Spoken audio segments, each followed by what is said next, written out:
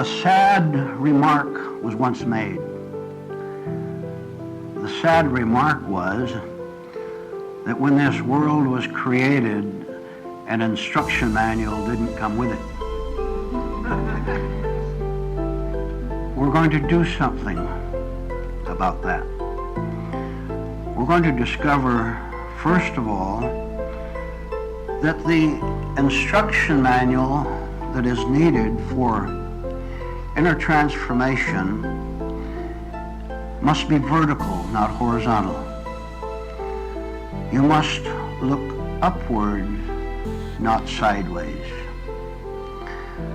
That in itself is a great advancement for you, because living on this earth, the earthly body, earthly ambitions, and lots of earthly sorrows, we tend to think of the earthly level as the exclusive only level.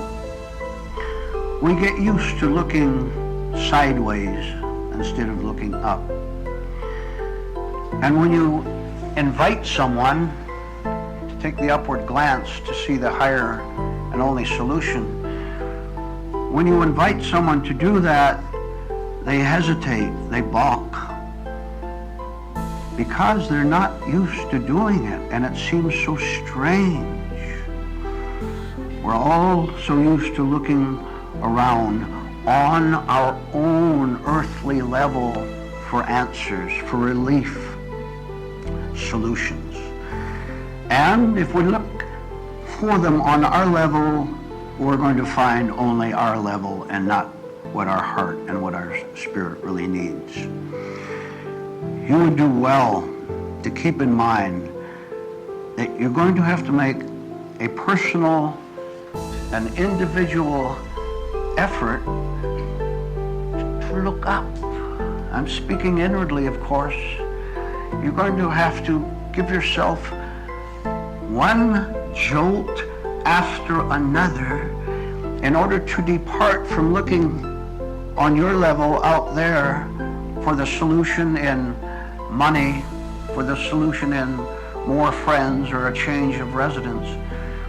You're going to have to break the habit of inner sleep, shatter it, and give yourself a new experience. And if it jolts you, that's good. That's a good jolt. It will jolt you awake. Look upward and just see what happens next. When you look to another human being, to a human product like money or fame and fortune, you always know that you're going to get some kind of a response. That is, if you get the money, you're going to feel rich. You get the man or you get the woman, you're going to feel as if you have a romance or companionship. When you look up, you must have no expectations at all as what's going to happen to you. You must not know what's going to come down to you. If you predict it in advance, if you know what it's going to be, you're just predicting another round of your own thoughts and sadness, which you are very sad about leaving. Think of that phrase. I am sad about leaving my sadness, because it was always something I could resort to, I can turn to as a friend. I can always weep. And when I get tired of weeping, I can find another resort, another resource.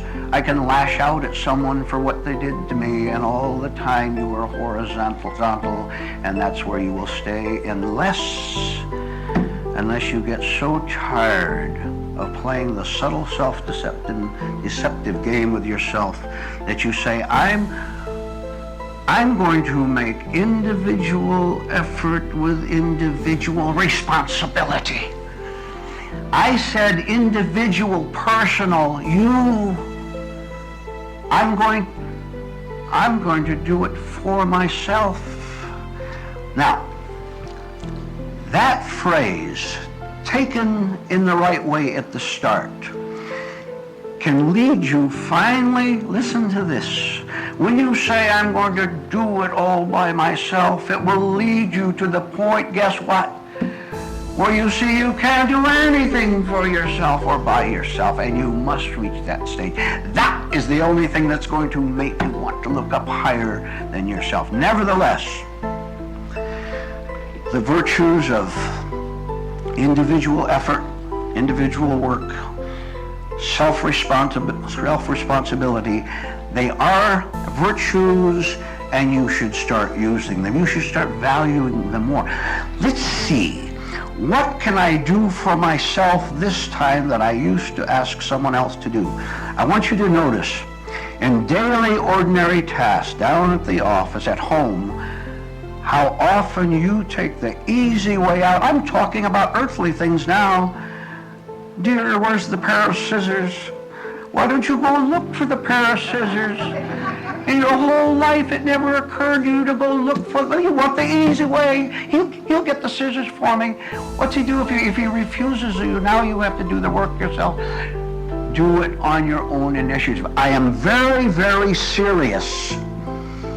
I want you to know that you have the habit of letting the other man, the other woman do it, hoping that you won't have to put a personal effort in. For now, you're gonna start. You're gonna start right on earth here in order to find a way to reach heaven.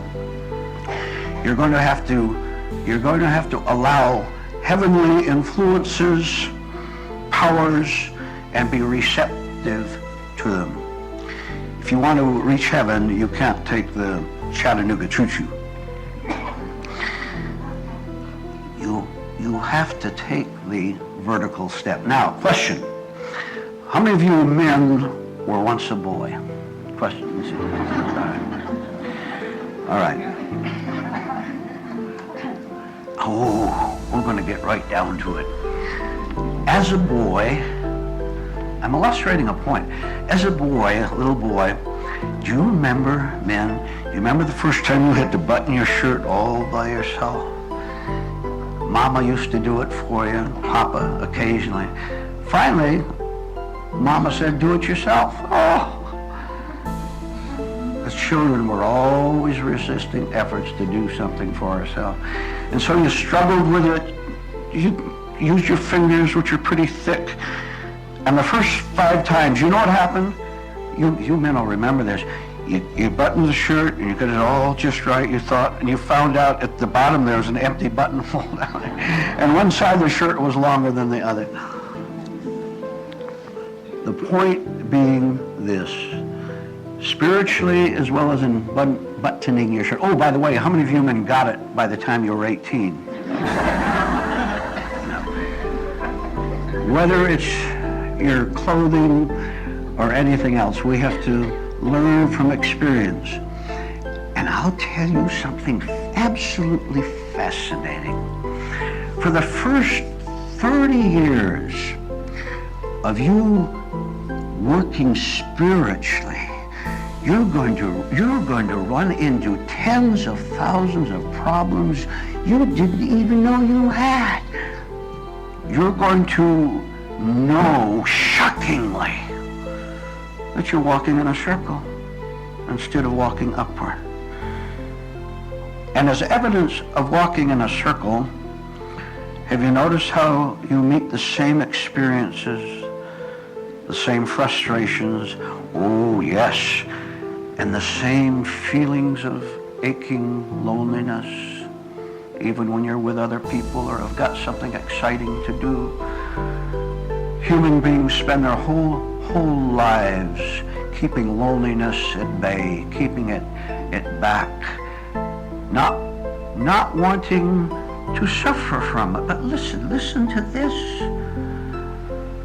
Loneliness, which is a false state, by the way, a feeling of loneliness, of isolation, of being left out, of being apart from things, from the so-called fun of life. Loneliness is painful whether you see it or not.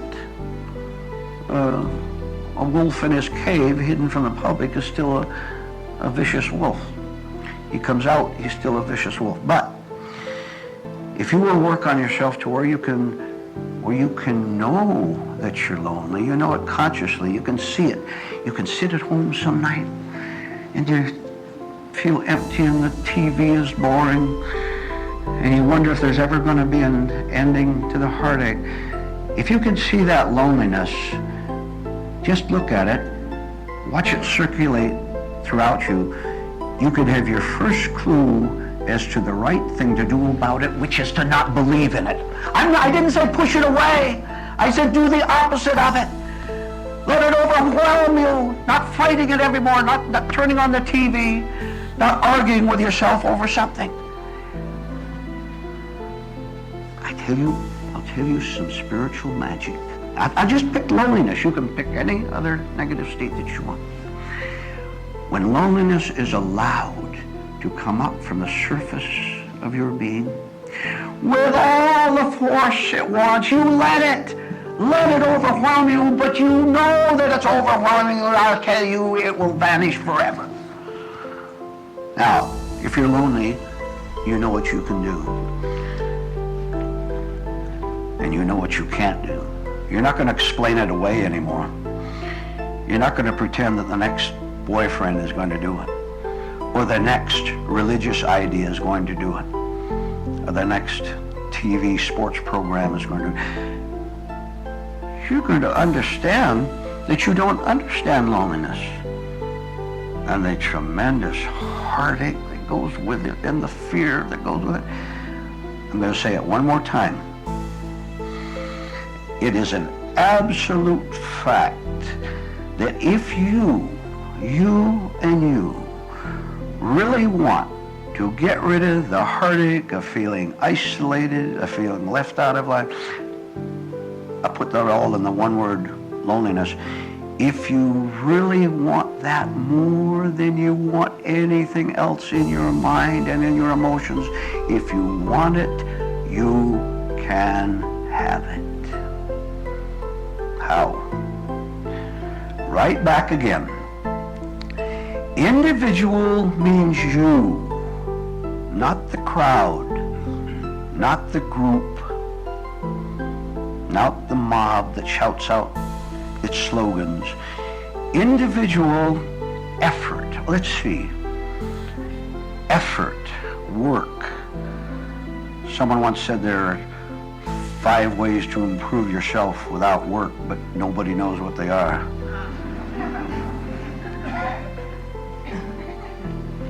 Individual exerting of yourself, looking up, will finally end in you losing your love for sadness, loneliness, isolation, your love for grief. If you allow yourself, that is, dissolve your egotistical notions that you know what it's all about and you have the answers. If you allow that egotism to be defeated, then you are out of the picture and something higher than you, something vertical will come down to you, and you will know that this is the answer, and you will know it's the answer. Now, you can be in a room of 1,000 people or in your office with 20 people, and you will never ever divide yourself, me and them. You won't say that person is my friend and that person is my enemy. You see, you've divided the world because your mind is divided, as the intellect always does. And when you understand all this, you look at the whole world and you can understand bad people. Oh, as a matter of fact, you'll understand bad people for the first time. You don't understand them now. It's not clear to you. You'll understand that all you have to do is have understanding. Picture a huge mountain, real high. I'm going to set a scene in front of you so that you can see it clearly and then see the spiritual application to it. Huge mountain. At the base of this large mountain, all around the base of it, circling the entire mountain on the ground at the base, is a path. So we have a path that if you start one place at the bottom of the mountain and walk around, you'll come back to where you started. There's also a vertical path. This vertical path starts at any point of the horizontal path and goes upward, goes up the side of the mountain. So there's an intersection there. And at the top of the mountain is a new place to live. A place that's not at all like what's happening on the level of the path, which is what this sick and weary world is. It's not like this world at all. And that world, by the way, is this world on the peak, on the mountaintop. That's the world that you can have as a diligent human being who makes effort, who takes self-responsibility. That's the world that you can have within you. Now let's find out how to do it. Do you have the picture? Path circling the bottom of the mountain, another vertical path up from the bottom path to the top of the mountain. At the intersection is a man, and he has some sort of a uniform on that distinguishes him as an official of some kind, a man who knows something. He's standing at the intersection, and here comes humanity. Here comes all the people you know and have met, and people who are way down the road 10 miles. All the bottom path is populated with people, and they are weary travelers. Not a bad description of the average human being, right?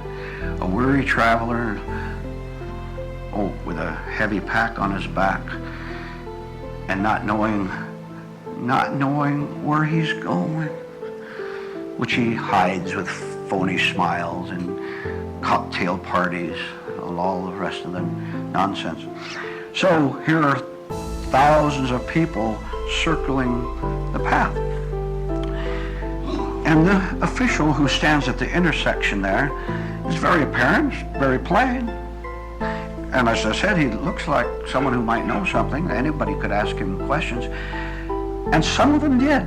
Some of the weary travelers came up to him and they said, "Sir, I noticed that you have a uniform on and you apparently an official of some kind. Can you please tell us how to get to the top of the mountain?" And he said, "Well, certainly, I can tell you how to get up there." He answered instantly, "What you have to do, sir, is stop walking in circles. What you have to do is, when you come around to this intersection here, which you're at right now, all you have to do is notice that there is an upward path and take it. You have to take it. It's not enough to look at it and say, oh, that looks interesting. I told you that was a huge mountain, and it was many, many miles to go the complete circle. It takes a long time. But every time along the way, they meet friends, stop and talk with them a little bit. Familiar places, their boyhood home. Think for a minute, for just a second, of your boyhood, girlhood situations, your hometown, your high school. What was the name of your high school? You're about ready to sing the school song now. See, that sort of familiarity is the snare, because you can pull so many experiences out of it. Remember all the nice things they said about you in your yearbook? Everyone wrote in it, you're going to be a great man someday, and you swallowed it whole. See, I give this as an example of how familiarity seems to give us reality. But I'll tell you something, and I want you to tell yourself something. The next time you get out your high school yearbook, how many years has it been now? Maybe you don't want to think of that. You go through it page by page and look at all the little scribblings and scrawlings in it. And of course, you're especially going to look at your picture first. And I want you to notice the conflict that it puts you in. I want you to notice at the same time you get it, hey, that's me. No, it isn't you. It never will. But you think it's you because, say, that's my face, has to be me. No, you're not your physical self. You're not the person who won the 100-yard dash in the track meet or scored 5 touchdowns in one football game in high school. That's not you at all. That's an experience. That's a memory. But we're so careless. We take it as being an individual. I take it as being a personality. Take it as being someone I can resort to talk to think about, to glorify in. But it isn't that at all. Here's the point. It's not you. It's a physical body. It has your particular name. But you are something else. All right, on with the story. People asked the man, how can I get to the top of the mountain? He told them what to do. He told them, whenever you talk to me, you're going to go around a lot more times. Whenever you come and talk to me, I want you to remember what I told you. You're going to have to make a very special effort to see your love of the world. How you and the physical world, the social world, the financial world, the world of sex, the world of romance, I want you to see how that world is in you and that is the enemy.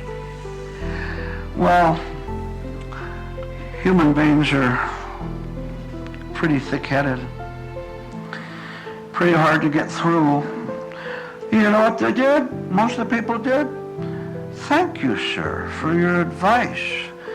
I appreciate you telling me that. And off they plodded to make another round of the mountain. Shuffling around, not off to Buffalo either, but in a very weary circle.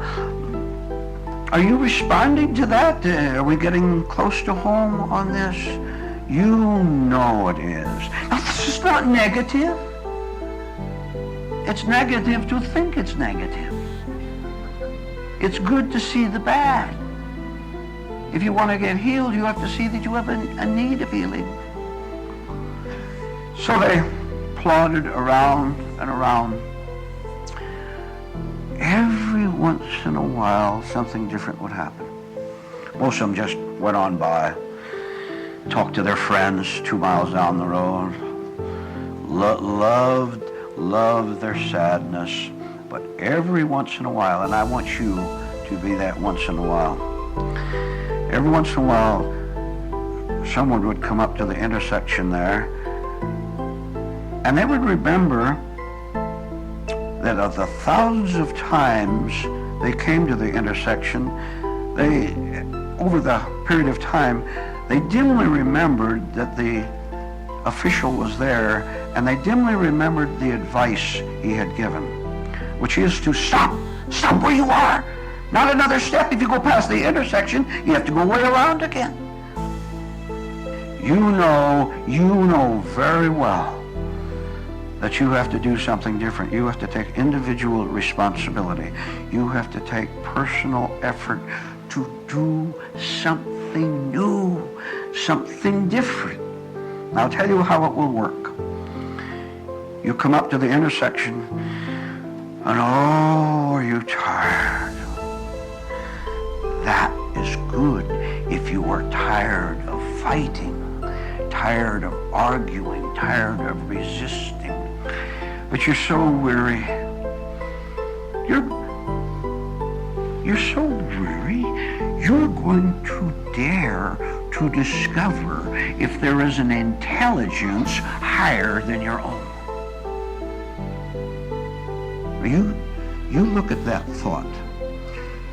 Who do you know who's smarter than you? Know anyone at all? This is something to look at now, Because I'm telling you, I'm not saying look to your friend or neighbor down the street for advice. I'm asking you to examine and see how you have to keep telling yourself that you're already at supreme intelligence. But it's not intelligent to be tired, to be in heartache. It's a lack of intelligence to suffer. Real intelligence never suffers. All right. So this man, hopefully you, comes up and he has to make the decision. He's worried of what it's going to cost him. He doesn't know it's going to cost him his sickness. He doesn't know it's going to cost him his heart-aching loneliness. And he doesn't understand that. He stops and he takes a deep breath and he looks up and he turns and listen to this. Oh, how beautifully and rightly encouraging and inspiring. He takes that one first step up, and I tell you, at that minute, all the power and the beauty and the spiritual forces that are on top of that mountain, way up, miles and miles up, when he takes that first step, all those marvelous heavenly spiritual forces come down to make themselves acquainted with him, and he knows they are different from the forces of this world. He knows it. You will know it. Absolutely you will know it. You'll never lose it. Impossible. That means that you're going to take the next step. Now you know what's right. You know the difference between right and wrong. You know the difference between religion and spirituality. You know the difference between false knowledge and the truth. Back to this decision point. This is the most critical, most valuable decision of your life. With you taking this information that you've heard, taking it and then permitting it to act on you. It will act on you where you can't act on yourself. It will act on you. I'm going to use a word. I don't use this word very often, but now is the time to use it. It will act, this higher power, if you yield to it, if you let it even turn you in the right direction, vertically, up the mountain, that will be your first knowledge of what it really means to have love. It's a loving force. It cares for you. It's the only thing that cares for you. People can't care for you. They're too worried about themselves. What comes from the high mountain can reach you if you make that one turn, and that's all you have to do from then on, because you know you've made the right connection. You know you're in the right direction. All you have to do is just stay there and continue to ask it to give you what it wants to give you. That's the right prayer. That's a right desire. You don't even have to call it a prayer. That's a right request. Heaven, help me more. It will do that every time. How many of you had your feelings hurt as a child? How many had your feelings hurt as a teenager? How many know what I'm going to ask next? As an adult, how many had your feelings hurt? How many can't go through a single day without being assaulted in one way or another by hurt feelings? You know the answer to that. What a different kind of a day you would have if you could go through the 24 hours without being hurt, injured, emotionally, if you didn't have the roller coaster up and down swing of moods and feelings. You would have a new life if you could go through not just one day, but every single day without your feelings getting hurt. Now, I will ask you why you haven't pursued that idea up till now. the rewards, the wealth of getting rid of hurt feelings is so enormous. Why are you spending all that time making all that money, or having all those romances, or all those picnics, having all those pleasures? Why are you spending your time trying to find something that'll make you feel good when a contrary force is so alive and so active in there to make you feel bad, and that's the one that wins? I'm going to tell you something this afternoon, and I want you to write it down somewhere in your mind on a piece of paper. And you won't understand it at the start, but I want you to get it down in your mind as a beginning of a new kind of an understanding of yourself, so that when you don't get the praise, or you do lose that person, when that experience happens to you, you will not automatically and mechanically fall into getting hurt. Look, listen to me. Remember the following, and never forget it, in spite of what you call evidence to the contrary. You are not your hurt feelings. That's it. Now you say that to yourself. I am not my hurt feelings, but you think you are. Because you identify with the pain of the insult to your good reputation. How many of you are always feeling unappreciated, sobbing? How many of you have precious, darling feelings that get injured every other minute? You know you do. All right. This is tremendous. And I want you to do some tremendous investigating and thinking about it in order to understand just exactly what that means, and we'll go into it. I am not that hurt feeling. Well, how come it hurts? It does. It tears you apart. You want to go out and bop someone, or go off in a corner and cry. Why do I feel bad about anything? Because you identify with that feeling because it seems to give you a sense of life. It gives you a false sense of existence. It gives you something to do with yourself. How do you never know what to do with yourself anytime anyway? We're going to go into that a little bit later in the talk too. And you're going to go away from here with enough material to think about for a long time. And again, if you allow it to enter into you, no pushing it away, no hesitation, just let it come in, it will work for you. But on with this idea about hurt feelings. I want you to know that being unhappy is a bad habit you've picked up, and nothing more than that. Again, you see, you're so worried that if you can't cry, if you can't feel cheated, if you can't feel left out, then what will this person in me do, say, think, feel? Who will I be? Well, let me tell you something. Those awful, racking, mangling hurts and anguishes and glooms and depressions that you have, let me tell you something, and don't you ever forget it. They do not tell you who you are. Oh, you didn't know that you took them as giving you an identity. My boyfriend left me. Well, maybe you should cheer instead of being sad. See, now you've got a self-reference, haven't you? I give you a challenge.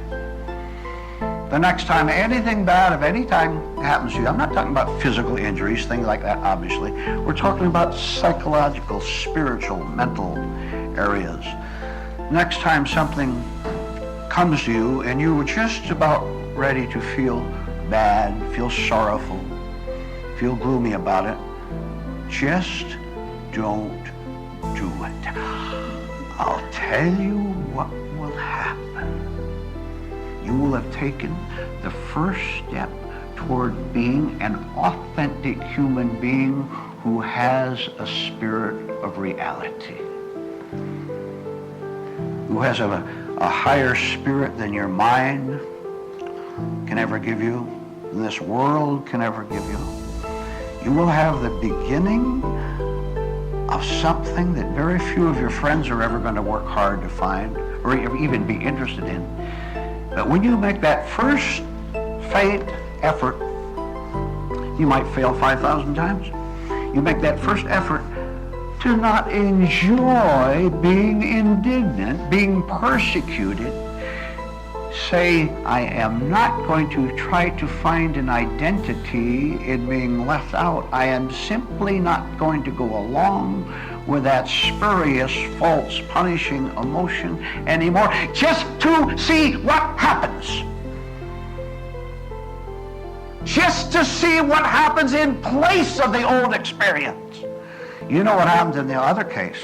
Sometimes people even came around and, oh, poor darling.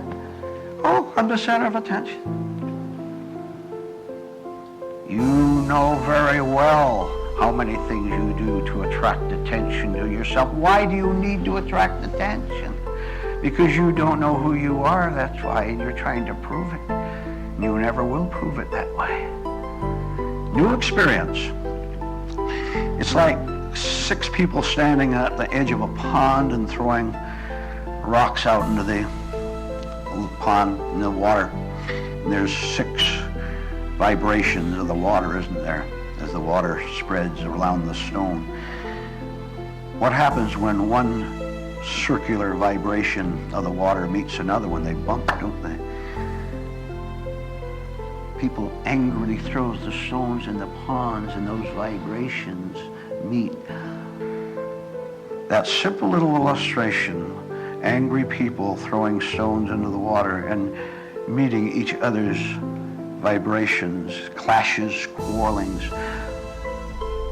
What if you didn't throw a stone in the water? You would not be circulating the wrath and the conflict and the heartache and the sorrow and the uncertainty. You know what that would make you? That would make you a nice man. That would make you a nice woman. And oh, I tell you, there's nothing nicer than living with a nice person. How about a little introspection on that one? How do you like living with yourself? How do you like looking in the mirror? Every day it gets a little worse, doesn't it? I tell you, and I want you to tell yourself over the period of time, I tell you that when you have the spirit of truth, which you can have, you'll be nice without ever thinking about it. Because niceness isn't intellectual, it is spiritual. Oh, yes! Yes, we're talking about spiritual things today. We're talking about something that is not a part of your ordinary daily existence of earning money and having sex and having barbecues in the backyard. We're talking about you having a secret life that you never had before, but you have it now. A secret life. And all those relatives around the barbecue, all they can think about is how soon the French fries are going to be done. And will there be enough ketchup?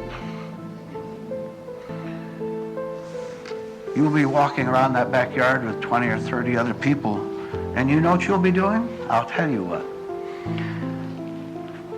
You will know that you're walking around that yard. So you can see the food being cooked.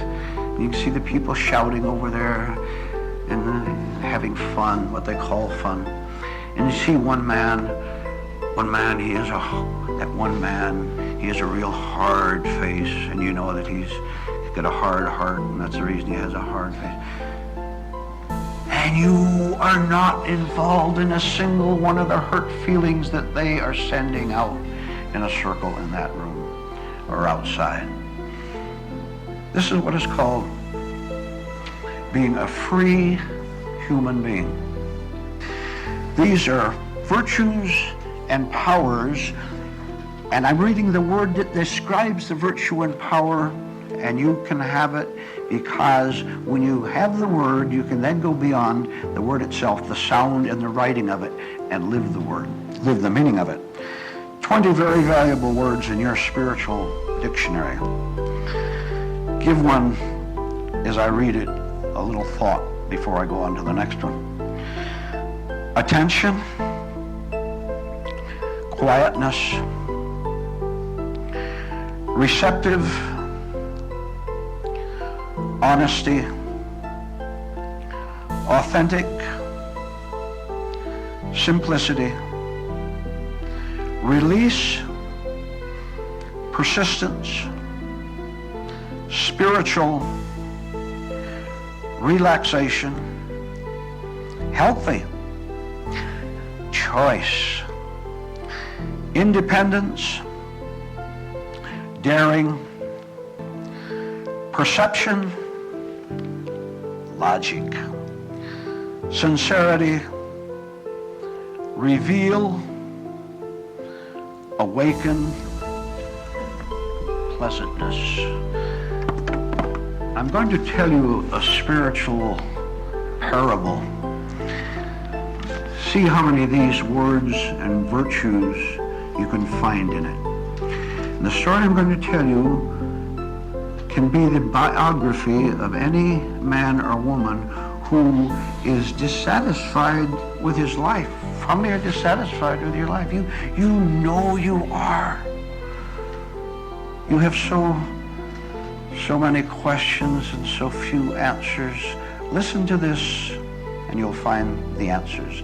Once upon a time there was a very sad man, and he loved to get his feelings hurt. He knew that like attracts like, and he would quarrel so that people would quarrel back with him, including his wife. And that was his struggle, that was his sorrow.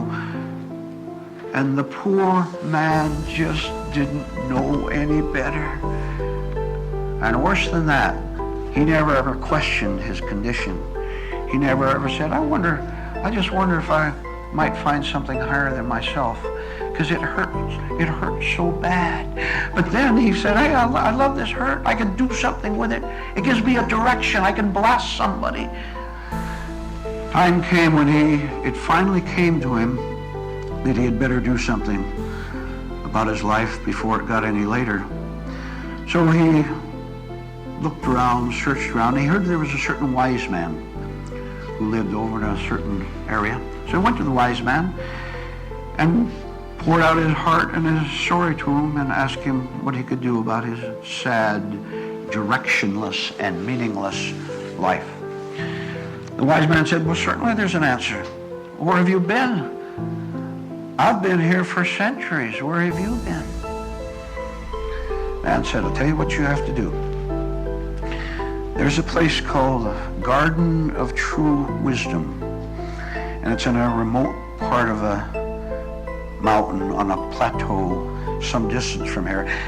And it's going to take a little work for you to go there, but if you go there, this Garden of True Wisdom, your answers will be given to you.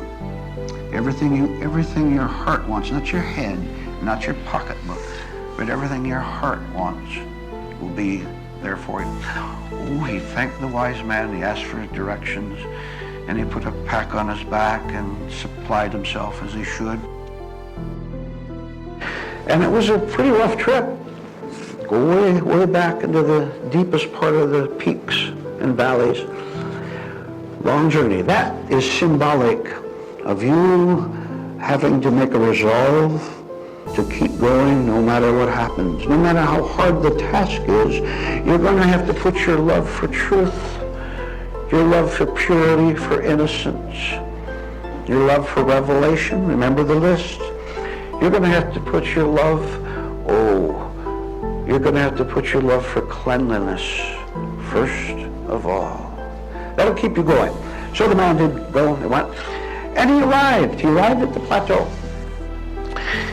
And there it was, a beautiful place, rivers and waterfalls and greenery, just a magnificent splendor of nature.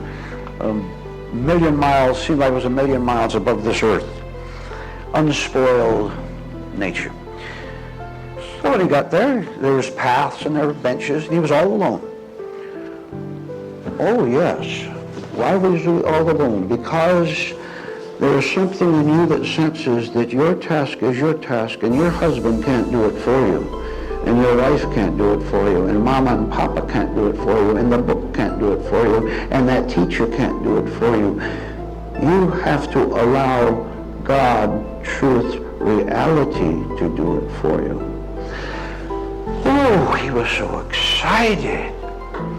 Because the wise man had told him, if you go there, you'll find the truth. And then guess what happened to him after a few days of being there? He got restless. No one was throwing rocks at him. He was all alone there, peaceful, beautiful. But he got restless. Now, why would he get restless in a beautiful, quiet place? You know why? Because he brought his restlessness with him from big town to the place on top of the mountain. And he began to get nervous. I am describing to you a very, very critical spiritual experience. And you listen carefully to it so that when you arrive at this place, you'll know what to do. He looked around, wanted someone to talk to, nobody to talk to. No one's shoulder to cry on. No one to brag that he won a gold cup in the race, boat race. He felt lonely and isolated.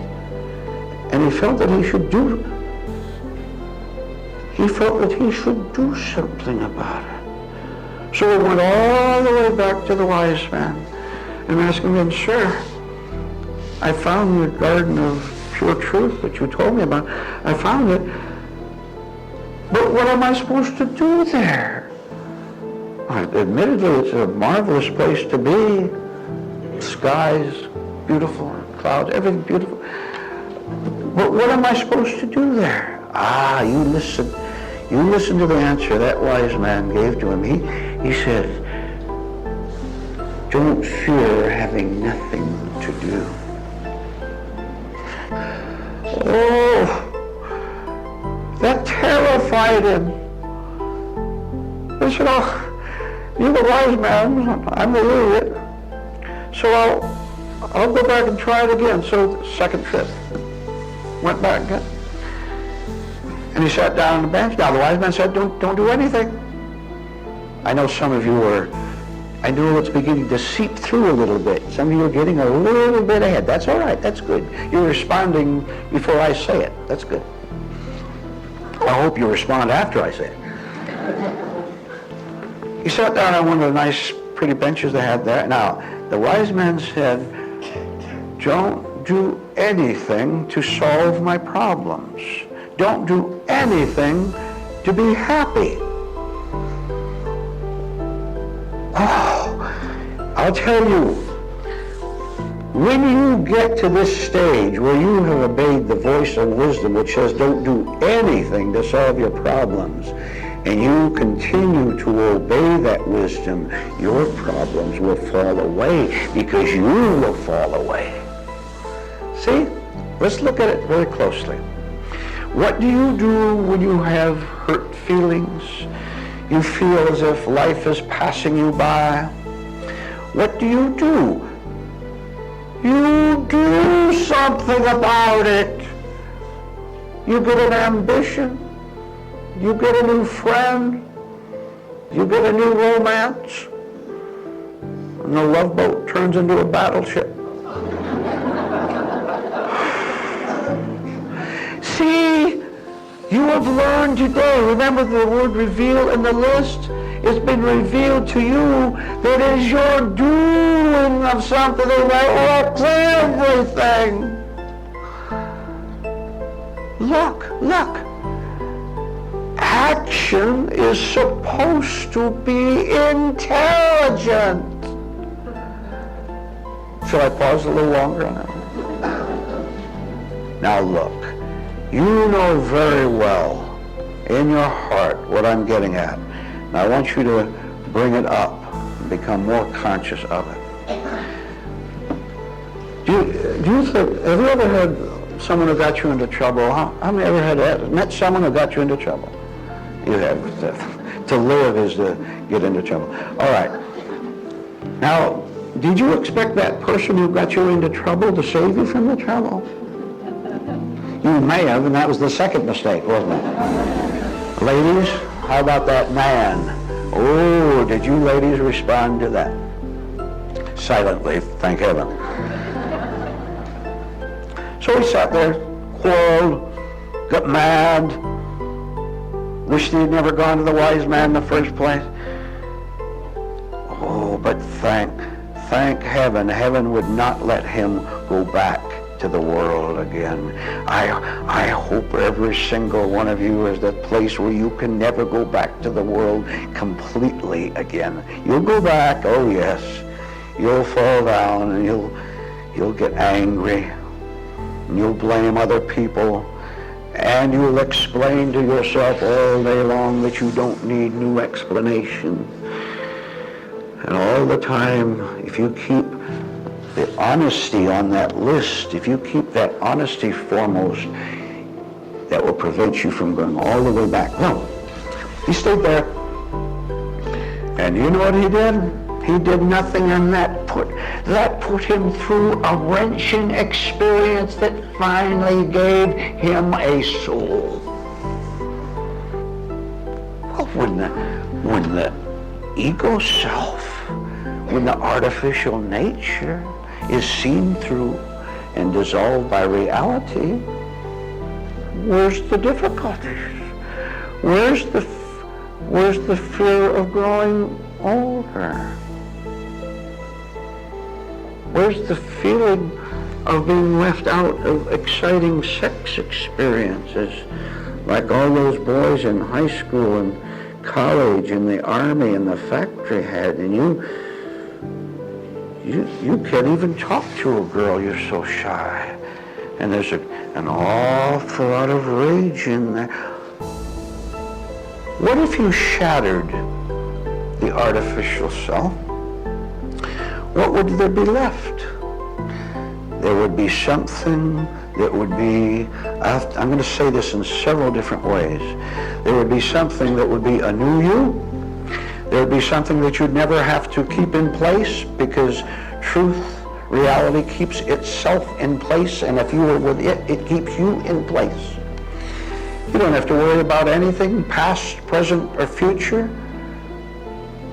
because God has no past or future, but an existence right now, including the moment that you are here in this room. Why are you arguing in the garden? You could be in it right now. You could let sincere association become a revelation. Sincere association. The wise man said, "Sir, if you'll go to the pure garden there and just stay there. Be motionless. You can walk around physically, of course, but don't try to find anything, but rather let it come to you." If he had done that, and he finally did that, where's all the difficulties that he had before? Now you are here in this room right now, and I'll tell you something beautiful. You have heard the truth. You've heard the facts about your condition. You have heard the way out. You've heard how you can get rid of that self-tormenting person inside of yourself. How you can just be very, very quiet and not try to hold yourself together, not cling to those hurt feelings which seem to give you an identity. Look, reality will give you a guarantee. If you will not again, it's going to take time, you're not going to do it overnight. If you will not cling to that sour spirit, that negative attitude, that egotistical aggression, if you will simply sit there quietly and not allow it to activate itself inside of you, a miracle of spirituality will happen to you. And I'll tell you what you will then know. You will know not from the book or the teacher, not from the cassette tape, or not from a friend, and not from an organization. I tell you that you will know that God actually exists. And the reason you will know that God actually exists is because you have had contact with him. And you have that contact with truth, something higher. You can use whatever word you want. You had it the moment you allowed sincere association turn into revelation. If you vow in your heart that you want to put an end to the constant harassment of your mind and your spirit, if you make up your mind that you want to know the answer, you will find the garden of truth, and you'll find it inside yourself. And you will go through an experience in which you will, well, how did I get into this? I was happier before. No, you weren't. You are now conscious of how unhappy you were all the time. And now you're facing it. This is the honesty. This is the revelation. This is the day. This is all those good things put together. One day, that revelation will be as different as the night and the dawn for you.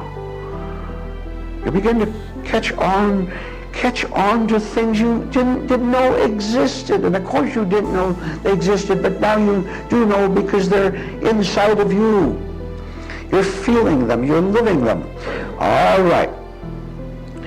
Then, when you catch yourself in any ordinary experience down at the office with the home, the domestic scene, you find yourself making some kind of a thought, remark, involvement. You find yourself doing something that causes the boomerang to come back and hurt your feelings. You know that is exactly what is happening, that you threw that boomerang out yourself. You threw it out yourself, not that other person. You did it. Now knowing the source of the difficulty, you know the source of the solution. And above all, you've seen the false solution of pretending that you don't need the solution. I tell you, of all the weights, of all the tons pressing down on the mind and life of a human being, that is one of the heaviest and one of the hardest to crack, because the longer a person continues in self-deceit, the longer he wants to continue, until a point comes where you can't get through to him anymore. I want this talk today to give you an opportunity to get through yourself, so that you can catch a self-deception when it appears. So you can say, uh-oh, there I go again, being the creator of my own difficulty.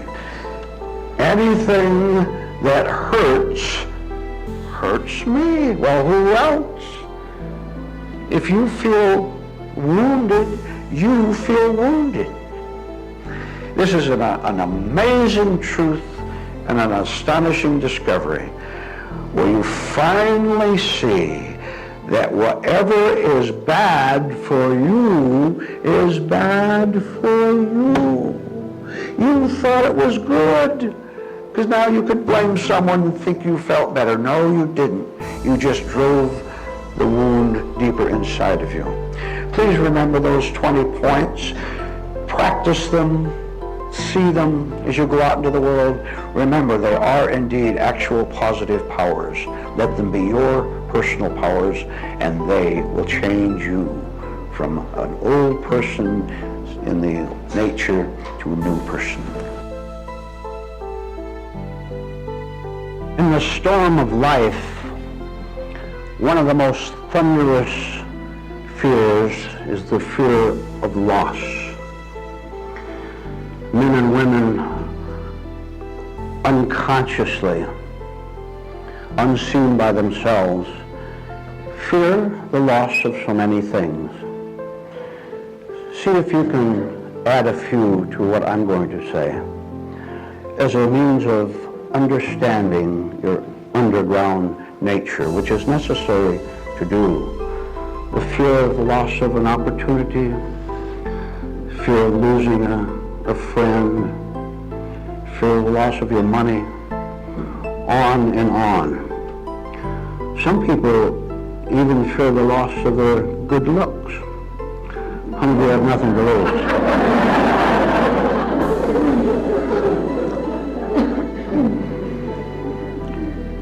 A thorough insight into this surging anxiety is a first major step toward putting it out of your life, because you'll see that it has a false foundation. The false foundation of all fear is a false sense of self. In other words, we identify with an acquired artificial nature. We take that nature as being real, but because it isn't real, anxiety, tension, distress has to go along with it. Now, already you know what to do. You can realize that your sense of failure, defeat, loss, that it can be put out of your life, providing you will do what reality says it is necessary for you to do, which is to so thoroughly, completely see through the old, acquired, useless, artificial nature, so clearly see through it that you don't ever want anything to do with it again. This point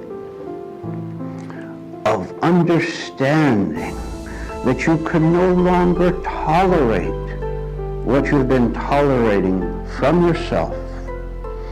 This is a marvelous breakthrough, a new revelation, an opening, and it is the beginning of an authentic spiritual experience and life throughout your life. But you have to know first what the and who the unseen enemy is. It must be exposed. You have to be a very brave soldier on the battlefield. Not run away. Don't run away from the battle. You stay right there, and one day, you will know that the Supreme Commander, He will give you the victory that you yourself haven't been able to win up until now. There is accompanying this change of direction from horizontal to vertical. There is with this a very new, special, unique, and marvelous sensing that goes with it. A feeling, a beginning of a superior insight.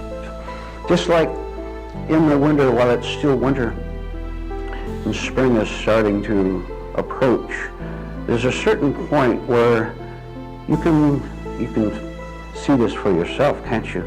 You can see that there's a sensing of something in the air. You can't explain it, but you know it's there. You can see the flowers beginning to bloom a little bit, or the greenery appearing. The weather is not so chilly every day, just a little bit higher till it's coming up to beautiful springtime weather. I give you that as an example and as a guide. I've used the physical to introduce you to a new state in the invisible, in yourself. This is very personal. Everything you hear, of course, it's very personal. It's for you. And you see that. Watch how fast the winter within turns to springtime. How how you will become aware of how you have lived since a little child, and you didn't know what was going on. How many don't know what's going on now? You don't know what's going on now. To know that you don't know what's going on is honesty. And the angels sing and rejoice when one individual human being becomes so honest that it jolts him. And then you won't know what to do with it, but look, does springtime need you to be springtime? Well, I think a lot of maybe gardeners do.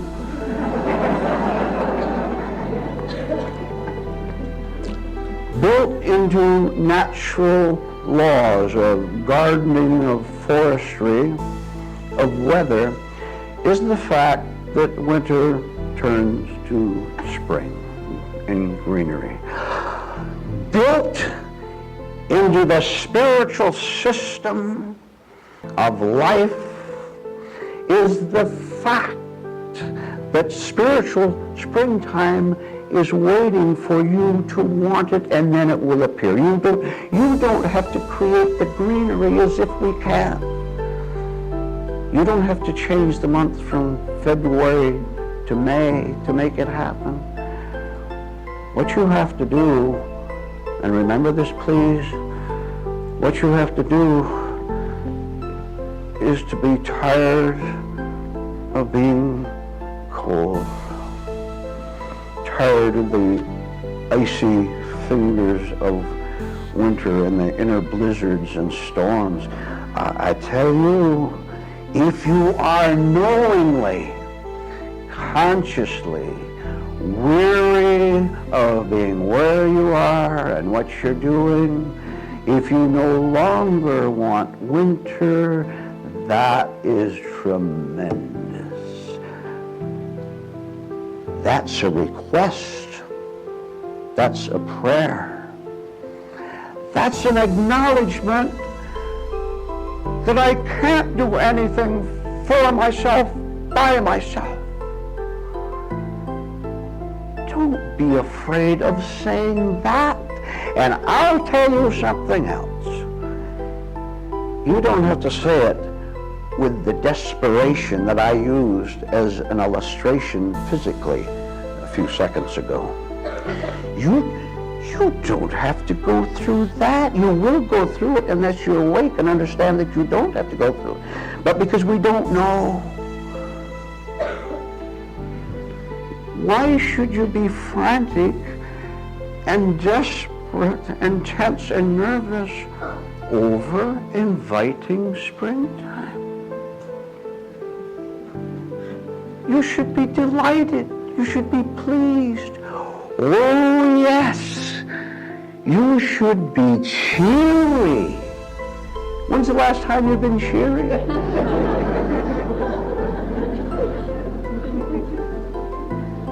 You try it sometime, it won't hurt.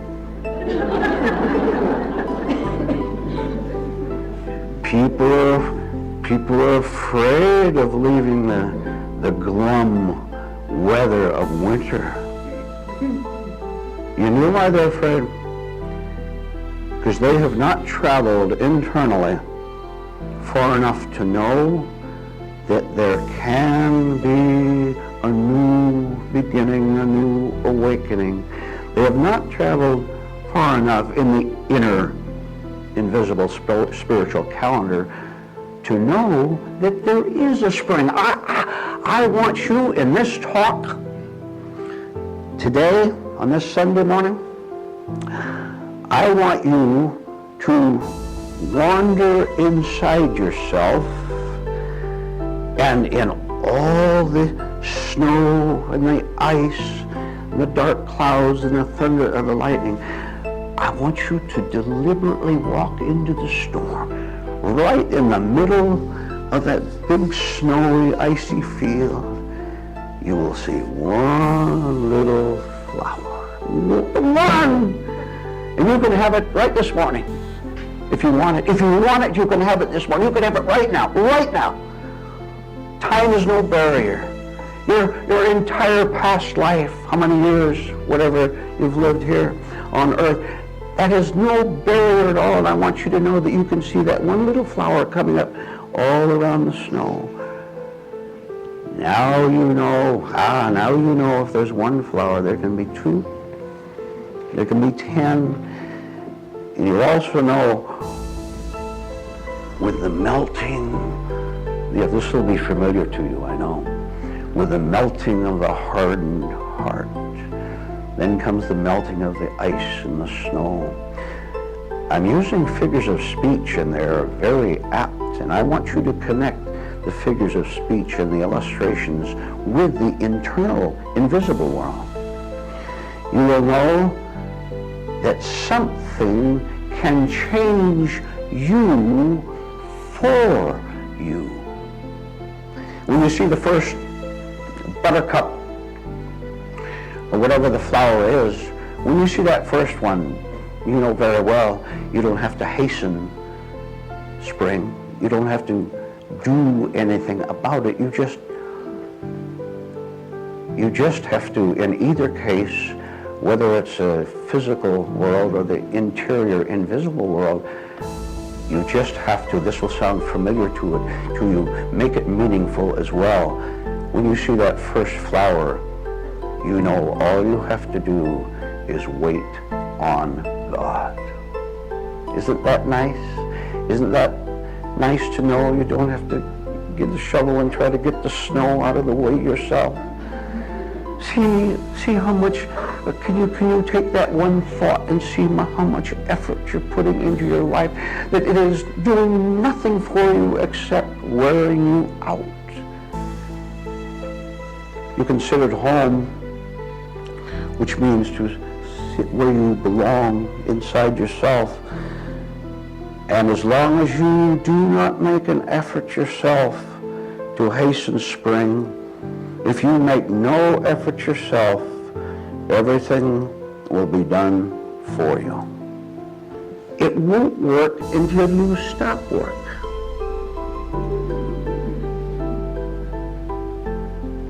See, the mind is so vain, so sure it knows what to do.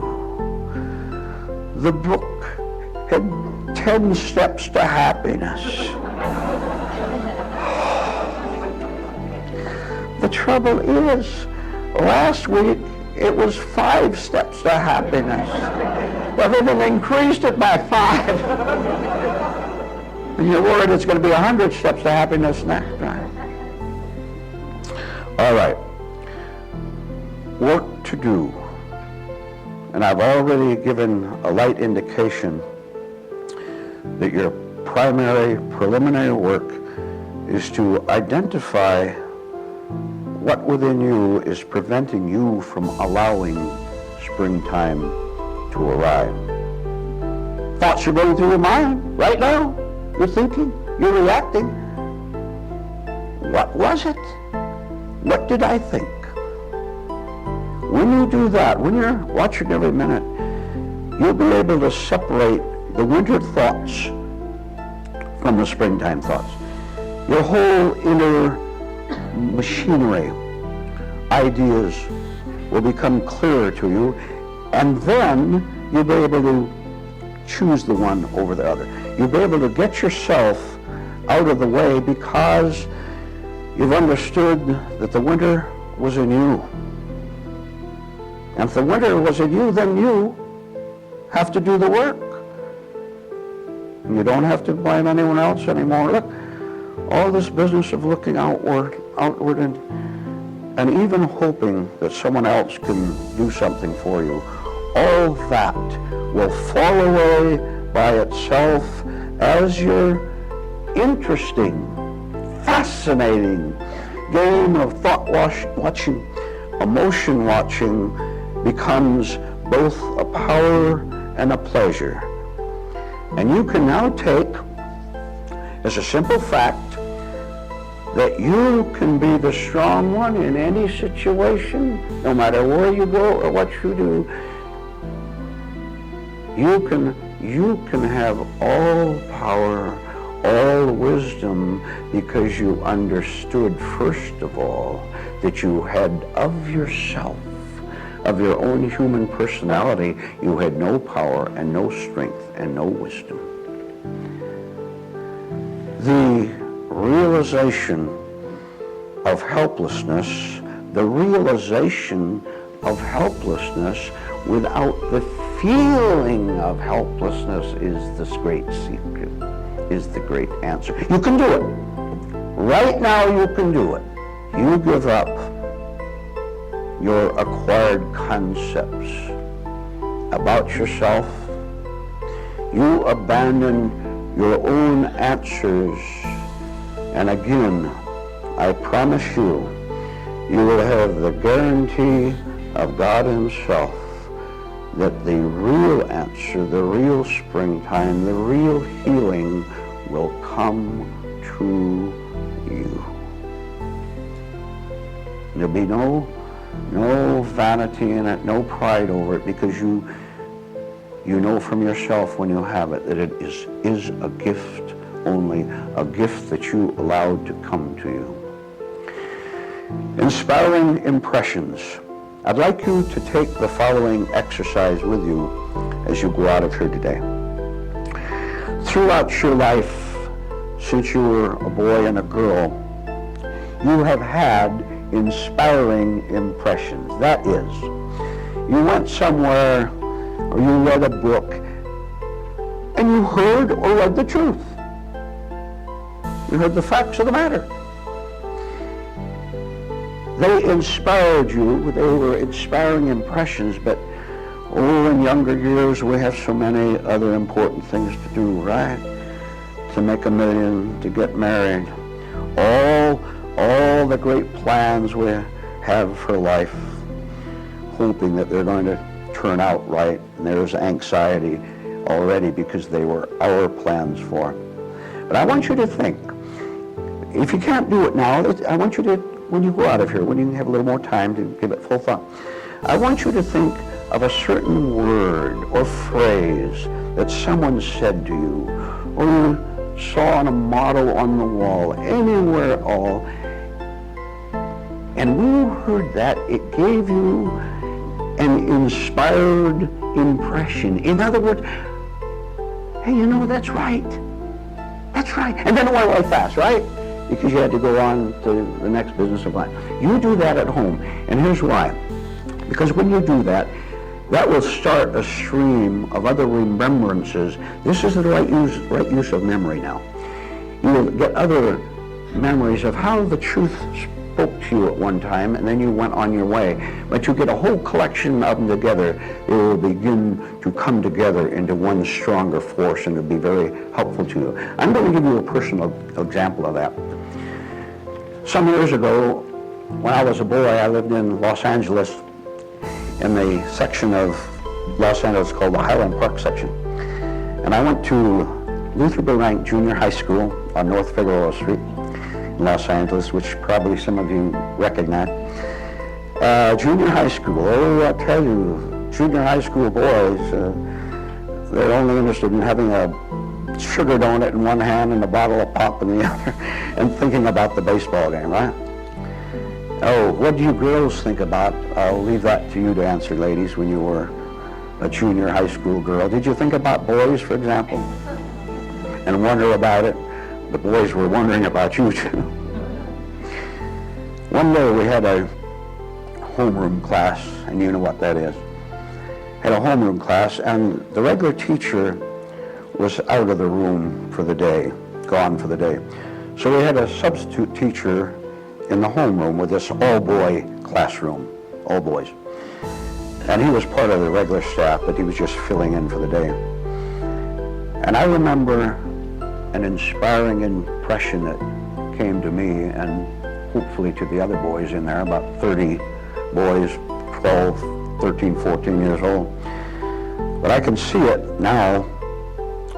This gentleman teacher was kind of leaning against the desk standing in front of us, and wasn't giving any particular lesson in geography or history, but he stood there, and for maybe 10 minutes, he began to tell us about something that we as boys hadn't paid much attention to before. We were more interested in the toy glider we were making. Do you know what he talked about? He talked about being a good human being.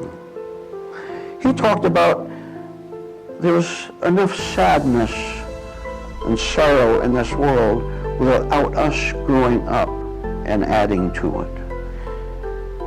He talked to us about having ordinary good manners, about being polite. He talked to us about the need to be kindly, to not hurt anyone else. I sat there, and it inspired me. I'd never heard anything put quite that directly before.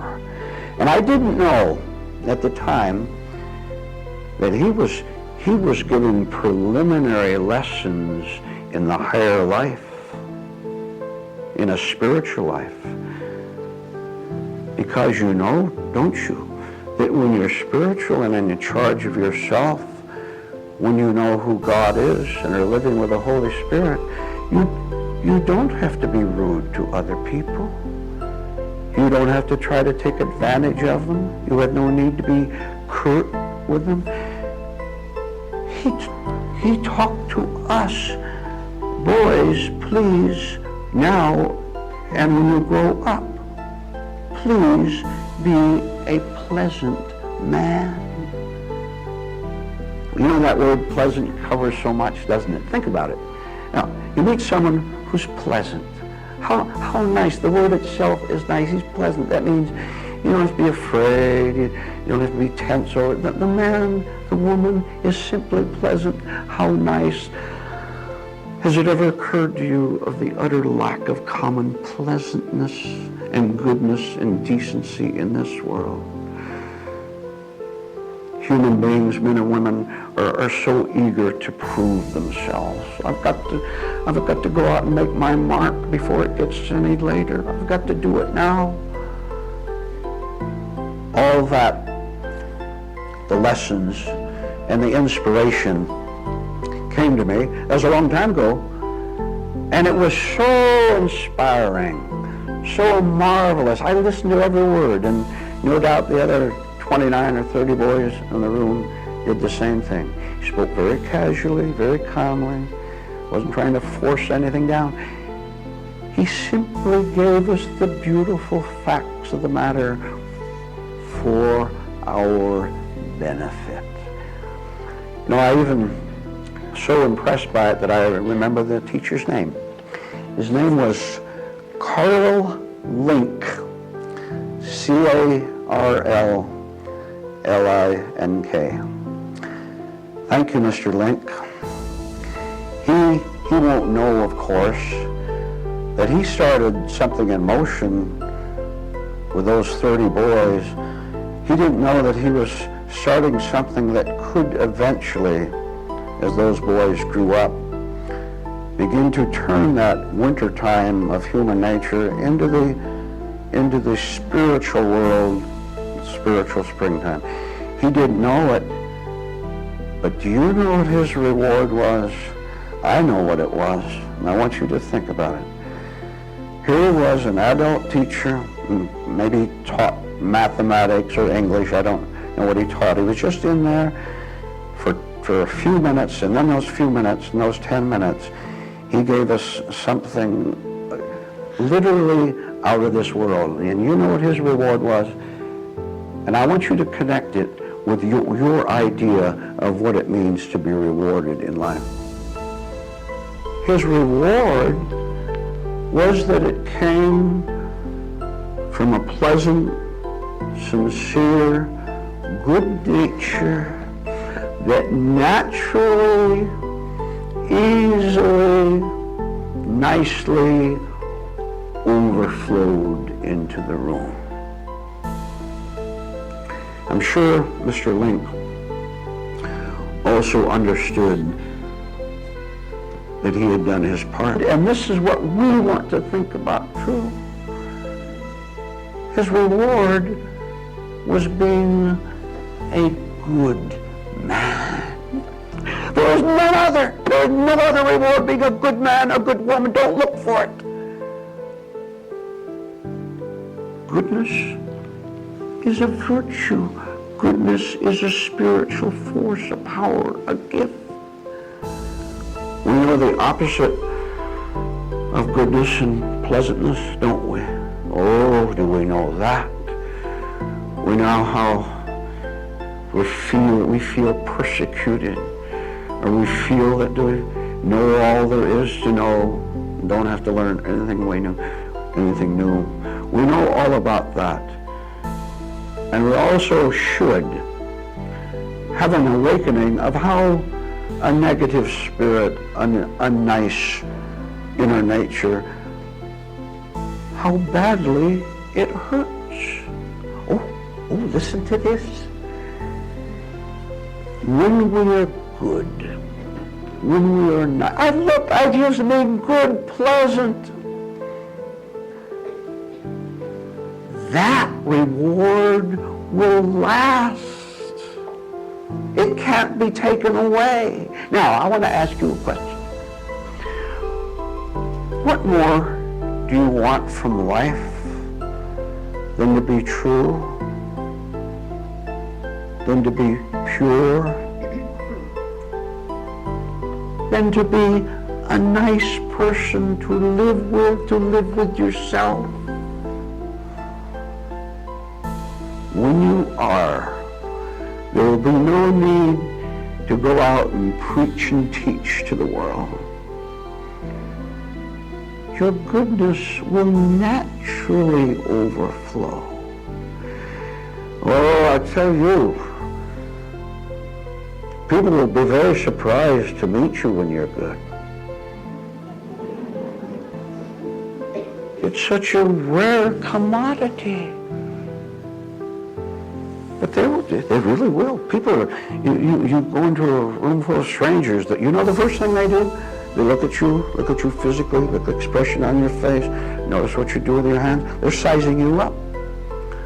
They're sizing you up to see whether it should be aggressive toward you or defensive or what they might be able to get from you, all that. From now on, wherever you go, you're going to be different because you've allowed the Spirit of God to come in and live your life for you. When you walk into that room, wherever you go, whether it's home or office, because the Spirit of truth is telling you what to think and what to say and how to respond. That is what it means to be virtuous. That is what it means to authentically help mankind, and there is no other way. You as a person overflowing the goodness of God to other people. And that's all you need, and that is also what will last. Go to work, please, on everything, and remember the exercise to think of the inspiring impressions that you heard when you were younger. Bring them all together and connect them with all the rest of the talk. It will work in your favor every time. Please go on to tape B.